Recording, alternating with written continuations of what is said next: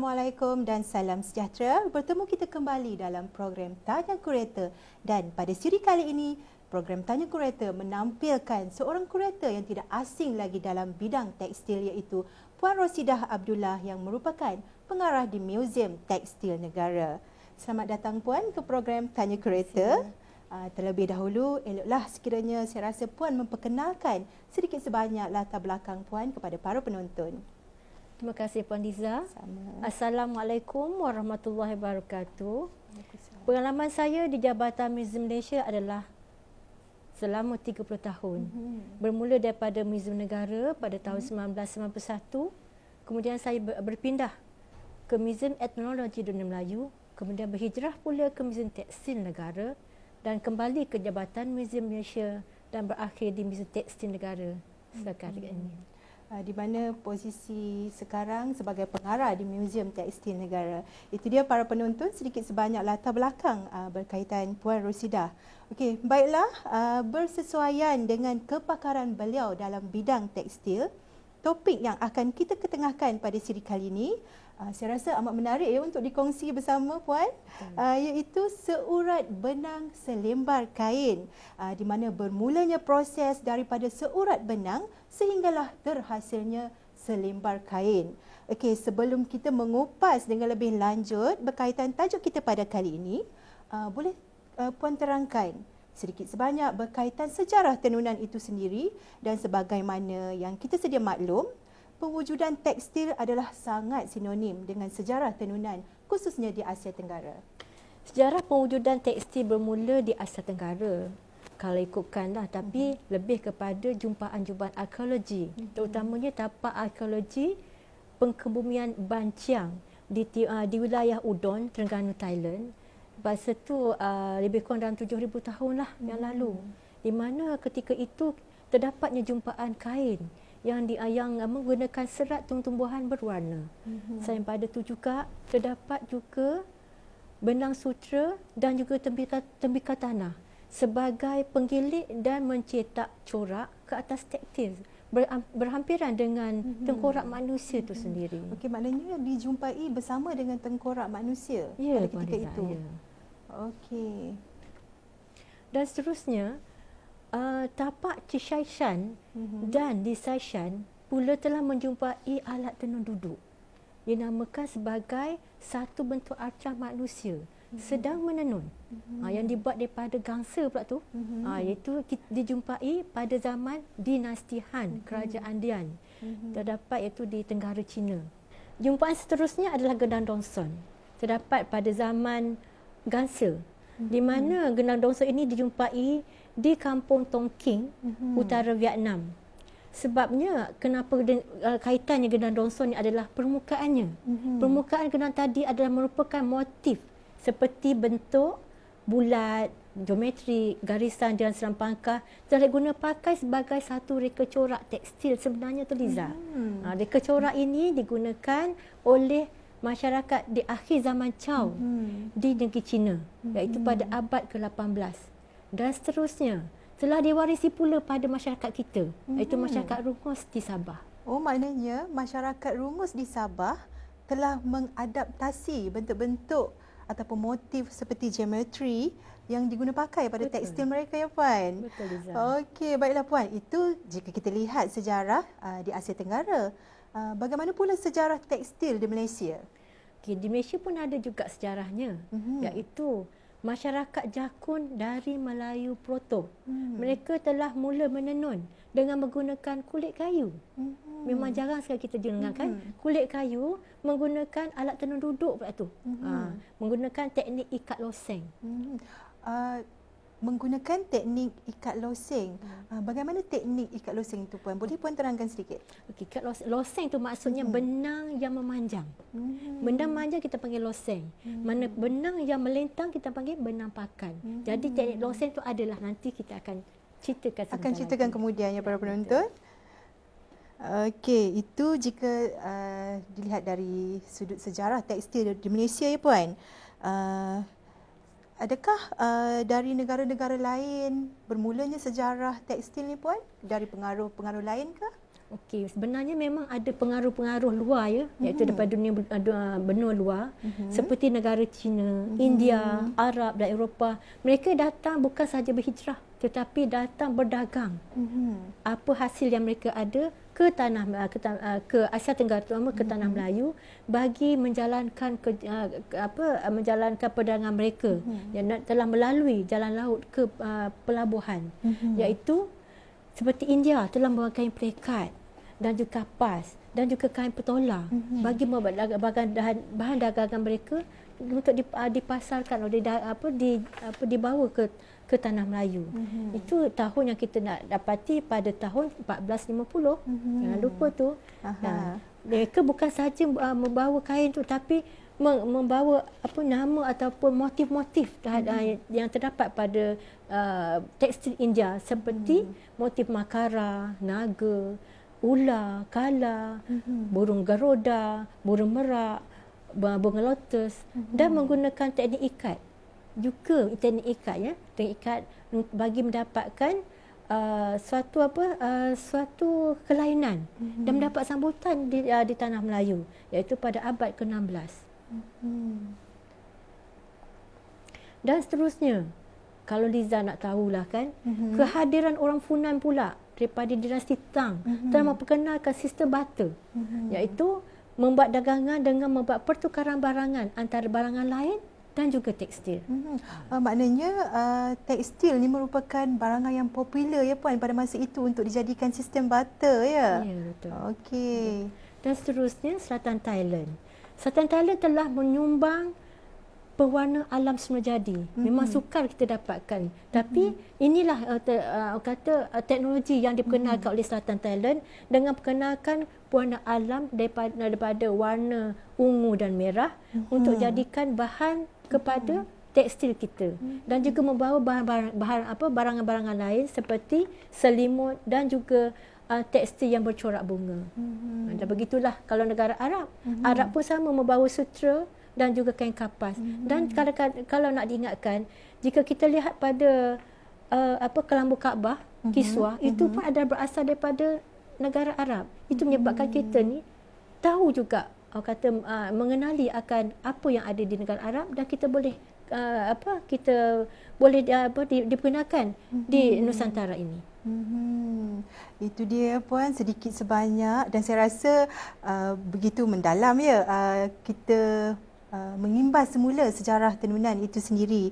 Okey Puan, baiklah, bagi mendapatkan sehelai atau selembar kain sudah pasti perlu melalui proses-proses tertentu ya Puan. Apakah proses awal yang perlu dilakukan dalam menghasilkan selembar kain? Okey, untuk sebelum kita hendak wujudnya benang, mesti adalah satu step yang lebih awal, iaitu langkah paling awal. Proses mula ya Puan? Ya, proses mula adalah mendapatkan serat. Okey.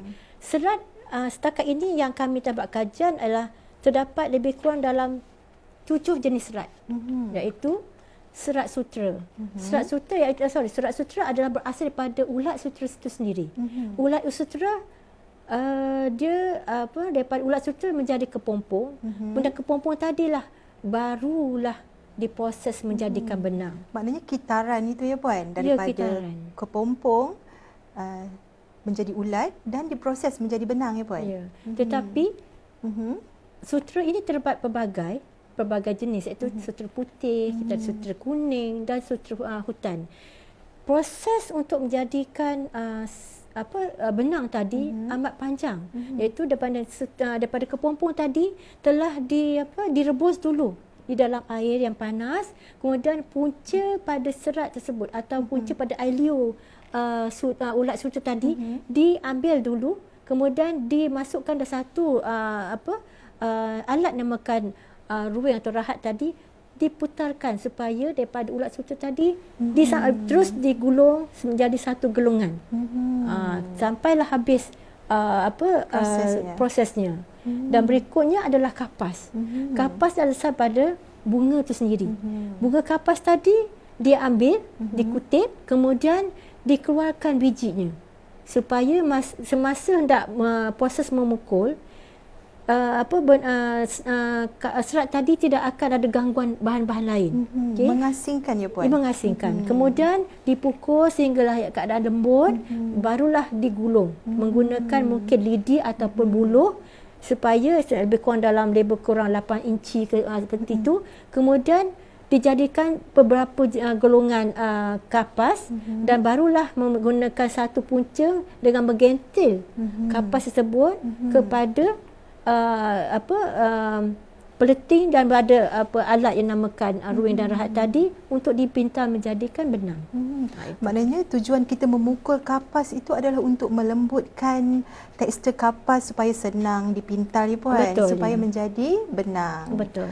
Okay, seterusnya Puan? Seterusnya adalah batang pisang lanut.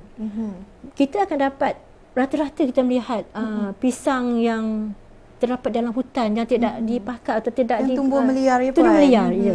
Jadi pisang lanut ini digunakan oleh masyarakat, terutama masyarakat di Sabah. Mereka mengambil pelepah itu sendiri. Pelepah pisang tu tadi diasingkan kemudian ditumbuk untuk supaya dia punya kulit tu lembut, kemudian dikeluarkan lapisan yang luar, maka lapisan yang dalam tu terdapat serat. So serat itulah dikeluarkan dan dijemur sebagai benang. Itu adalah batang pisang lanut. Batang pisang. Seterusnya adalah daun nanas.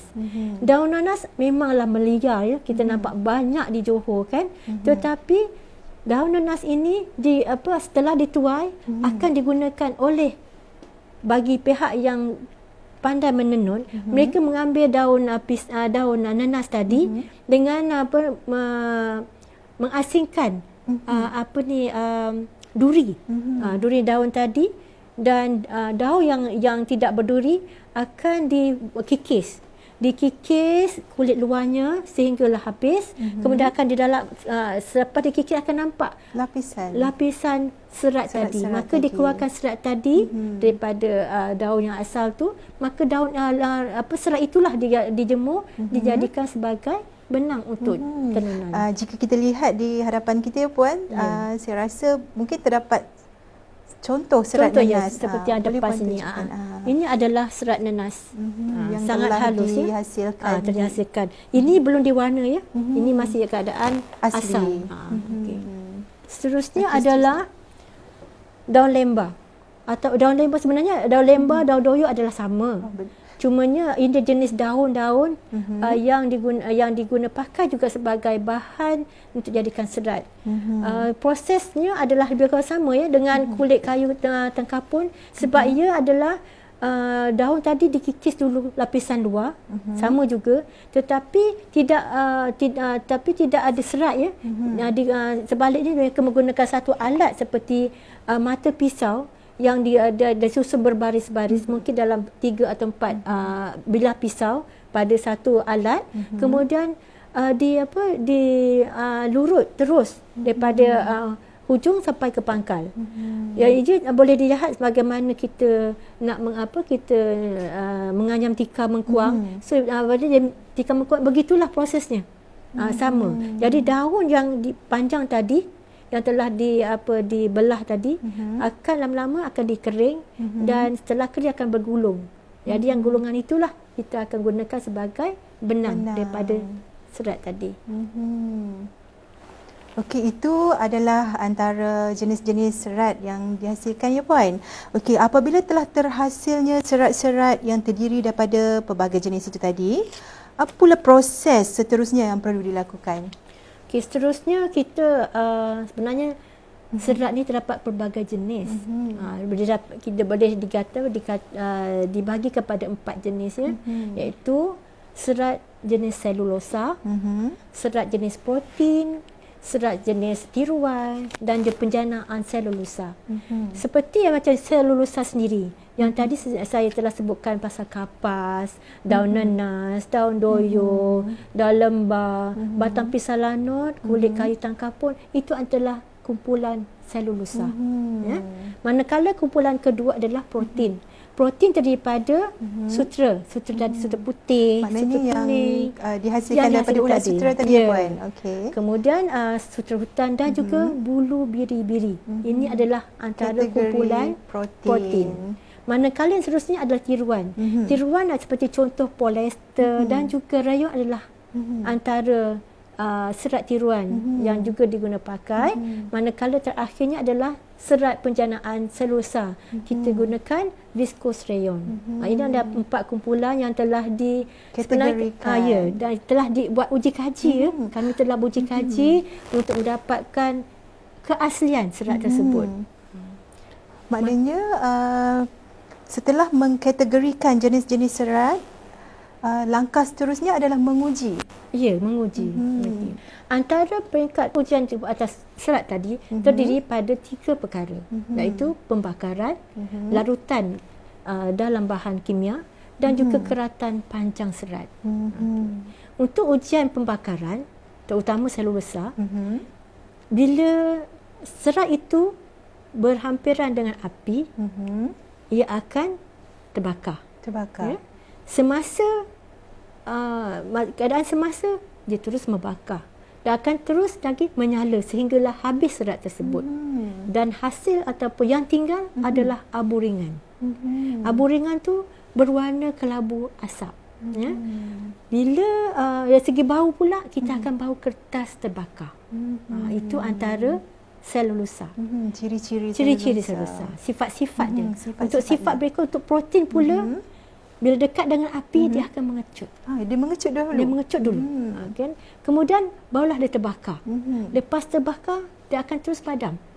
Dan yang tinggal adalah biji-bijian ataupun ketulan-ketulan kecil. Dan warnanya adalah warna hitam. Baunya pula seperti bau rambut terbakar. Itu protein. Itu protein, ya, Puan. Dan seterusnya, tiruannya. Serat tiruan pula, bila dekat dengan api, dia terus cair. Dia cair, kemudian dia akan perlahan-lahan padam. Dia menyala tapi akan perlahan padam, dan warna tinggal adalah warna hitam bagi rayon, tapi polyester akan bertukar warna perang. Dan baunya adalah bau plastik. Sebab itu kita namakan tiruan. Ya, betul, Puan. Dan seterusnya ialah penjanaan selulosa. Bagi penjanaan selulosa seperti viscose rayon, dia ada sifatnya sama dengan kapas. Sifat mana kalaulah dekat dengan api, dia akan terbakar dan terus terbakar. Dan apabila habis, dia akan terus menjadi abu yang ringan. Dan baunya adalah bau kertas terbakar. Okey, dan ujian seterusnya, Puan? Ujian seterusnya melalui larutan dalam bahan kimia pula. Bagi selulosa, kita menggunakan sulfuric acid dengan kadar 70%, di mana menggunakan tabung uji. Dan timbangan untuk serat adalah 5 gram saja bagi 0.5 asid tadi. Dan kemudian diletakkan susunannya di dalam satu bekas dinamakan sebagai water bath dalam keadaan suhu bilik, dan diletakkan dan suhu bilik itu 38 darjah Celsius, dan ditinggalkan selama 20 minit. Maka apabila selepas 20 minit, kita dapati ianya larut. Maksud larut di sini, apabila proses akan datang nanti, maknanya serat tersebut boleh disesuaikan untuk pewarnaan nanti. Sebab kalau tidak larut, bermaksudnya ia akan tendang. Apa-apa jenis benang atau jenis pewarnaan akan ditendang, tidak akan meresap. Itu tujuan larut tadi.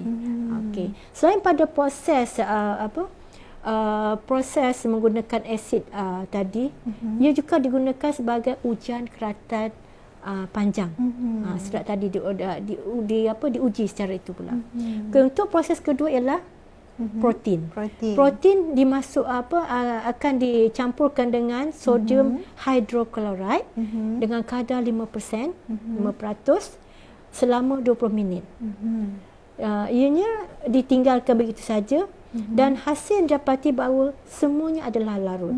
Semua bahan Makna larut tadi ya, sutra dan juga bulu bibir tadi adalah larut. Tetapi untuk ujian kali kedua telah menggunakan sulfuric acid dengan kadar 5% selama 5 minit. Di sini dapati bahawa sutra sahaja yang larut. Sutra sahaja yang larut. Bulu bibir dia tidak larut. Maknanya dia kekal dengan serat yang tersebut. Pada ujian kedua ya, betul, Puan. Yang kedua. Manakala seterusnya adalah serat tiruan, biasa digunakan metacresol. Campur dengan metacresol dengan kadar 100%.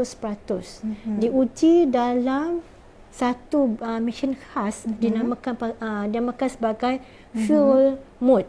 Mana semasa tabung uji tadi ataupun balang uji tadi menggunakan metacresol, dia mesti dididihkan dulu. Dididihkan dulu dengan kepanasan 139 darjah Celsius. Dengan suhu yang tinggi ya, Puan. Ya, betul. Kemudian barulah diletakkan serat di dalam balang tersebut bagi tujuan diuji. Setelah 5 minit akan mengeluarkan hasil di mana kedua-duanya adalah larut. Tapi untuk kepuasan, untuk dapatkan perbezaan antara dua-dua tu, maka diuji lagi dengan menggunakan sodium hidroklorik dengan kadar 20% dan direndam selama 5 minit. Di sini kita dapati bahawa nylon sahaja yang larut, manakala polyester tidak larut. Bagi ujian kedua ya, Puan. Maknanya penting juga ujian kedua ya, Puan, bagi memastikan kesahihan jenis serat ataupun serat itu sendirilah ya, Puan. Okey. Dan seterusnya adalah penjanaan selulosa seperti biasalah sebab ia merupakan macam viscose rayon. Ia seperti kapas, maka direndamkan ataupun dimasukkan sulfuric acid dengan kadar 59.5% didapati ia juga adalah larut. Itu proses proses untuk menguji untuk peringkat kedua. Ya. Baiklah, Puan, setelah kategori ataupun jenis-jenis serat itu melalui ujian-ujian tertentu bagi mengesahkan jenis serat tersebut, apakah langkah seterusnya yang perlu dilakukan? Proses berikutnya adalah mewarna benang. Untuk mendapatkan warna benang mesti tahu juga bahan-bahan apa yang kita nak pakai, kan. Okey. Jadi di sini saya kenalkan dua jenis mewarna benang yang kita boleh gunakan, iaitu pertama warna alam semula jadi. Ya. Warna alam semula jadi ni kita boleh ambil daripada baik pada akar, batang, bunga, buah, kulit dan juga daun. Sebenarnya yang saya telah yang berada di hadapan ni terdapatnya beberapa contoh ya. Beberapa contoh. Kulit ini kulit akar ya, akar sebangki. Kemudian kita ada bunga telang, daun tarung dan juga biji buah kesumbar. Ini antara bahan-bahan alam yang digunakan pakai untuk pewarnaan. Manakala kedua ialah warna sintetik. Warna sintetik ni kita tidak ada contoh di sinilah, kan, sebab dia seperti bentuk tepung. Dan namanya adalah seperti Ramazol, Dylon, Neptol dan juga garam. Ini kita tak dapat bagi contoh lah sebab tahukan dia gambarannya gambar seperti itulah, berbentuk serbuk serbuk ya. Dan proses untuk menghasilkan warna amat rumit tetapi menarik. Terutamanya bahan alam semula jadi. Biasanya bahan-bahan seperti ini, bahan alam tadi ni sama ada akar dan sebagainya, direbus beberapa jam. Itu mengikut pada tona warna tu ataupun gelap terangnya warna tu.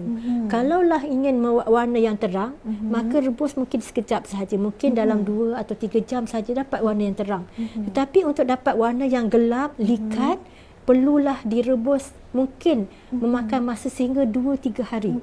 Baru dapat, ya betul. Baru dapat warna yang agak lebih gelap. Ya. Kemudian kalaulah penggunaan warna tadi tak cukup untuk itu saja, mesti dimatikan warna tu dulu. Juga dipanggil dinamakan juga sebagai modern. Modern itu pemati warna yang menggunakan bahan lain untuk mematikan warna yang tadi. Ya, iaitu penggunaannya adalah seperti air kapur, air limau, air asam jawa, air belimbing, tawas ataupun air karat. Ini anda maknanya bila kita mencelup benang tadi ke atas pewarna, kemudian dibilas ataupun direndam pula kepada modern tadi supaya dapatkan dimatikan mengekalkan warna yang kita kendaki. Okey, maksudnya tujuan mematikan warna adalah mendapatkan warna yang kita kehendaki dengan bersifat kekal pada warna tersebut. Betul. Ya Puan. Sebab kalau kita tidak menggunakan modern, warna tadi akan bertukar. Mungkin akan balik kepada warna lain, warna asal bahan tu, ataupun mungkin warna kita kena tak dapat warna yang tepat. Ya, betul. Okay, yang seterusnya adalah warna remazol. Warna remazol biasanya dibancuh dengan air panas dan dibilas dengan air biasa. Ya. Tetapi sebelum dibilas tu, maknanya setelah direndam ke atas warna remazol tadi, dibiarkan kering. Dibiarkan kering terlebih dahulu. Kemudian barulah direndam dengan sodium silikat sebagai pemati warna. Sama ada 8 jam atau 1 hari. Itu bergantunglah, atau 1 malam kan, bergantung. Seterusnya adalah neptol. Neptol ini ada garingan. Tanpa ada garam, tiadalah jadi pewarna. Ya? Menggunakan garam ya Puan? Ya, betul. Tapi bukan garam kita masak. Neptol ni terdapat pelbagai jenis nama ya. ESBO ada, ESG ada. Tetapi ia merupakan sebagai pemati warna. Maknanya menggunakan neptol dulu, barulah menggunakan garam. Garam ini ada juga namanya, iaitu garam red bee ataupun blue bee. Jadi bila garam apabila celupan pertama ke atas neptol sebagai pemati warna, kemudian baru dapat menghasilkan warna dengan celupan ke atas garam tadi. Ya, itu antara maknanya garam ini adalah ejen pemati warna juga ya Puan? Garam bukan, garam adalah pewarna. Tetapi neptol adalah pemati warna, pemati warna. Okey. Setelah tu benang tersebut dicelup dalam pewarna dan dijemur.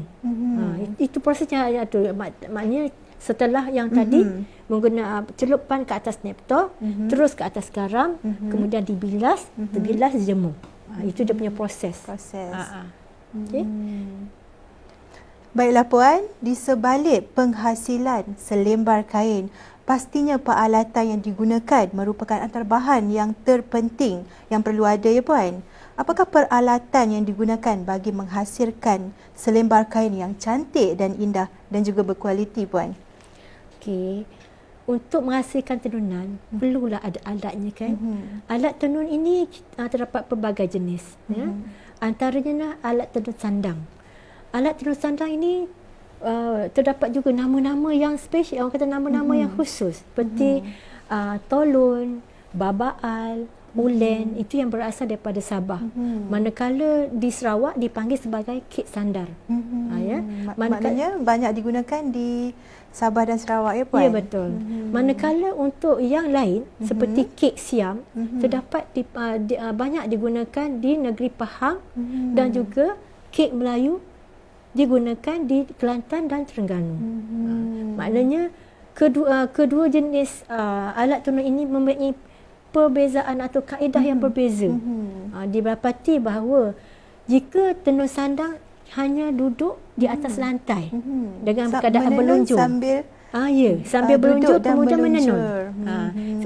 Sebabnya alat tenun ini, alat tenun sandang ini, ia memerlukan kekuatan pada pinggul kita dan juga kekuatan pada hujung kaki.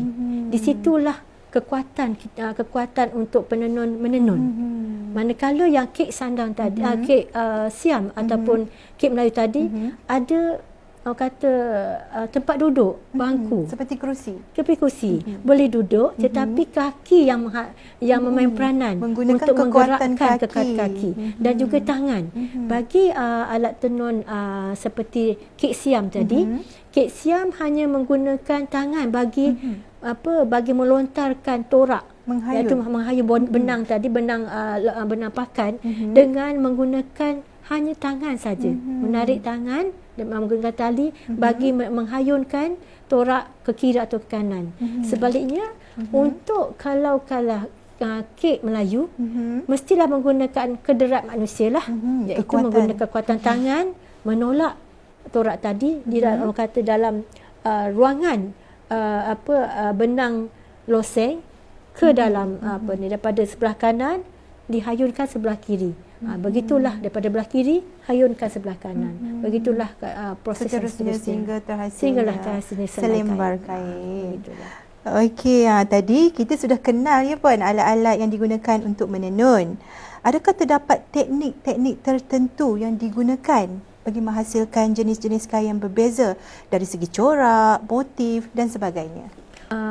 Untuk pengetahuan semua ya, sebenarnya kami Museum Tekstil Negara telah menyediakan satu kit seperti ini bagi mempelajari akan asas tenunannya atau asas menenun. Di sini kita terdapat 7 jenis teknik tenunan, tetapi tak semuanya lah dipakai oleh masyarakat kita atau penenun-penenun.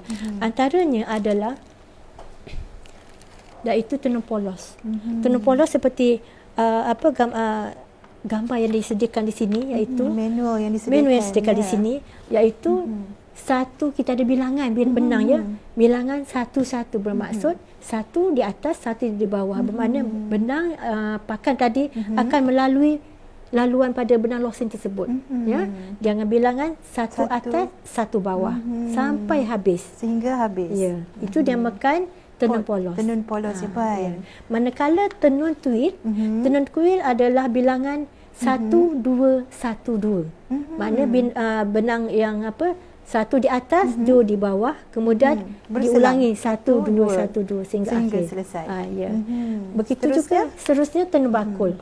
Tenun bakul pula bilangannya adalah 2 2. 2 atas, 2 bawah. Bila siap kita akan dapat seperti betul bentuk bakul. Ya. Okay. Dan seterusnya adalah tenun tanggam bajang. Tenun tanggam bajang ini ataupun kata dovetail weave ni adalah memang sukar sedikit. Agak sukar. Berbanding dengan bandingkan dengan yang lain. Betul. Biasanya teknik ini diguna pakai oleh masyarakat Sabah.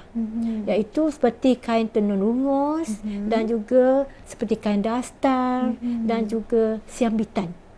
Itu adalah jenis-jenis kain yang menggunakan teknik ini. Tenun tanggam ya, tanggam bajang. Okey. Seterusnya saumak. Saumak ialah seperti melilit pada benang-benang loseng. Ya, detan.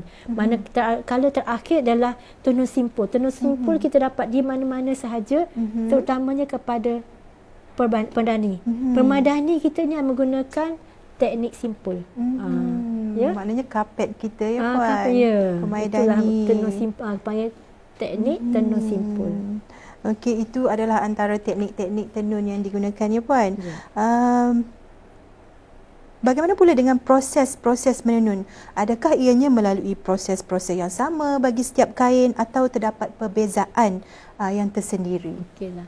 Untuk proses menenun saya jelaskan yang tenun pahang ya. Tenun pahang merupakan yang kata paling asas iaitu proses menerai, proses mengani, proses menyusup, menggulung, mengarat, meneguh dan menenun. Itu yang asas di bahasa. Tetapi untuk tenun limat ikat pakan, dia berbeza. Di mana benang pakan tadi mestilah diikat dulu. Diikat terlebih dahulu. Diikat dulu, iaitu menerai benang, kemudian menyediakan benang pakan, dan mengikat motif, mewarna, menerai, mengani. Kemudian yang untuk yang akhirnya adalah sebab itu benang pakan ia berbeza. Selepas dah warna mengani, kemudian terus digulung kepada alat peleting. Itu untuk proses yang untuk pakan. Tetapi yang pada kepada kek tenun tadi mestilah disediakan benang loseng dahulu. Juga menggunakan proses menerai. Menerai mengani dan diletakkan ke atas alat tenun. Kemudian yang benang pakan tadi sebenarnya dah ada corak. Sudah ada corak. Jadi oleh kerana benang losing tidak bercorak, bila dia menggunakan benang pakan tadi, bila tenun akhirnya barulah kita akan dapat kesan corak-corak yang tertentu. Berbeza dengan apa yang lain. Tapi kalau untuk perkongsian ilmu, tenun pahang biasanya tidak seperti limar lah. Sebab limar yang lebih rumit sedikit. Agak banyak juga ya prosesnya Puan untuk menghasilkan tenun limar. Terpaksa melalui berbagai proses. Betul. Yang agak rumit juga ya. Betul. Okay, dan seterusnya adalah songket. Songket adalah keadaan sama, proses yang sama. Cuma kelebihannya apa setelah benang itu diletakkan, benang losing tadi dipasang pada alat tenun kek tadi, maka proses-proses berikut adalah dengan adanya kita proses ikat butang. Ikat butang adalah untuk dapatkan motif-motif sebelum menenun. Kemudian barulah proses meneguh dan menenun. Maksudnya proses tadi seperti proses untuk tenun pahang, cuma yang kelebihannya adalah mendapatkan ikat butang tadi untuk dapatkan motif-motif tertentu supaya menyenangkan kepada penenun apabila ikatan ataupun benang-benang yang ditanda tadi diangkat, maka ruangan-ruangan yang angkat itu adalah laluan untuk motif-motif itu tersebut. Itu antara prosesnya. Manakala seterusnya adalah tenun dastar ataupun sambitan. Prosesnya lebih kurang sama, menerai, mengani, menyusuk, mengarap, menenun dan meneguh dan menenun. Cumanya semasa menenun, benang-benang berwarna adalah mempunyai satu kriteria bagi mereka, iaitu setiap benang ini perlu berada di garisan yang sama. Sebab contohlah seperti kain tenun dastar, mereka menggunakan pelbagai warna. Jadi setiap warna mempunyai satu barisan. Katalah 10 warna dalam satu barisan, bermakna 10 warna tadi mesti berada di garisan yang sama. Diselit tempat yang diselit mengikut pada motif-motif tertentu, kemudian barulah ditenun. Seterusnya diselit pula pada ruangan-ruangan tertentu yang digunakan dan ditenun semula. Barulah akan nampak motif-motif tertentu dengan warna yang dengan keadaan warna yang diperlukan. Itu antara perbezaan untuk tenun rumus. Seterusnya adalah tenun daripada kawasan Kota Belud, Sabah. Ini adalah satu yang keunikan untuk kita sebagai contoh kita lah, sebab ia merupakan tenun yang awal yang kita tak pernah tengok selama ni kan. Ia menggunakan serat pisang lanut. Menggunakan alat hanya seperti kayu biasa, dipacak-pacak, amat mudah. Dan proses yang digunakan adalah proses menerai, mengani dan terus menenun. Hanya 3 peringkat proses saja. Memang kalau ingatan kita, ringkas ya? Ringkas. Sebab itu antara yang paling bagi saya unik. Sebab dan unik. hanya menggunakan kayu biasa, hanya cucuk saja ke atas satu kayu panjang besar, terus mengani dan lepas tu terus dengan kata sebab lagipun masyarakat Kota Belud, masyarakat Kadazan terutamanya, mereka hanya pakai kain pendek ataupun kita panggil sebagai pudang. Jadi pudang menggunakan alat tenun yang hanya kecil saja. Tidak masalah, cuma menggunakan lerang yang diperlukan dan hanya menenun menggunakan teknik polos saja. Maknanya kainnya tidak begitu lebar ataupun besar, Puan. Betul. Okey, baiklah Puan, menghasilkan benang sudah, mewarna pun sudah, menenun pun sudah. Setelah melalui proses-proses tersebut, semestinya dapat menghasilkan kain yang unik serta berlainan mengikut kriteria masing-masing. Apakah antara jenis-jenis kain yang dihasilkan melalui teknik-teknik tenunan tersebut? Okey, antara kain-kain, jenis kain yang kita dapati ataupun kata dalam simpanan Jabatan Museum Malaysia selama ini, iaitu kain corak muar, kain punca potong, kain limar songket, kain limar songket, kain limar songket tenggarung, kain limar berayat, kain limar telepuk, siambitan, dastar, kain rungus, kain belatak, kain berturus dan juga songket Sarawak ataupun kain Brunei. Dan selain pada itu, terdapat juga dua jenis kain yang saya pamerkan di sini adalah yang kain di sebelah puar sini dan kain juga puar dan kain songket limar. songket limar. Puan, boleh Puan kongsikan berapa usia kain songket limar ni, anggaran? Kalau ikutkan songket limar ini telah lebih kurang dalam tahun 1900 lah kan, sebab ia merupakan kain sangat lama. Dan kalau ikutkan dari segi asal kain itu adalah daripada selatan Thailand. Sebab kalau dulu antara Kelantan dengan selatan Thailand adalah satu negeri. Oleh kerana sempadan menyebabkan perpisahan antara masyarakat di selatan Thailand dan juga di Kelantan. Maka dia ikutkan dari segi kepakaran adalah memang kepakaran daripada dua-dua negeri tersebut. Maka hasilnya adalah seperti manalah yang kita dapat sekarang ini. Okey, baiklah Puan. Jenis-jenis kain yang seperti disebut oleh Puan tadi, adakah ia dipamerkan di Muzium Tekstil Negara? Okey, untuk pengetahuan semua, jenis-jenis kain yang saya sebutkan tadi adalah yang terdapat dan telah dipamer di Muzium Tekstil Negara. Dan kita sentiasa mempamerkan koleksi tersebut. Cumanya dalam keadaan tertentu kita akan buat penggiliran dengan tajuk yang sama, nama kain yang sama, tetapi koleksi itu akan sentiasa ditukar kerana kita ingin menjaga kondisi kain tersebut agar ia akan bertahan lama sehingga sampai ke anak cucu kita. Agar dapat dilihat ataupun diwarisi pada generasi yang akan datang, ya Puan. Okey, baiklah para penonton. Itulah saya rasa perkongsian yang begitu mendalam dan begitu menarik, di mana proses awal terhasilnya seurat benang sehingga dijadikan selembar kain yang dikongsi bersama Puan Rosidah yang merupakan pengarah di Muzium Tekstil Negara. Okey, kami mengucapkan ribuan terima kasih di atas kesudian Puan untuk berkongsi ilmu dan maklumat berkaitan tajuk kita itu tadi. Dan kepada para penonton, untuk mengikuti program dan aktiviti anjuran Jabatan Muzium Malaysia, jangan lupa layari www.jmm.gov.my dan jangan lupa like Facebook Jabatan Muzium Malaysia. Dan Puan, kita nak tinggalkan para penonton dengan tagline kita, Muzium kita, Tamadun kita.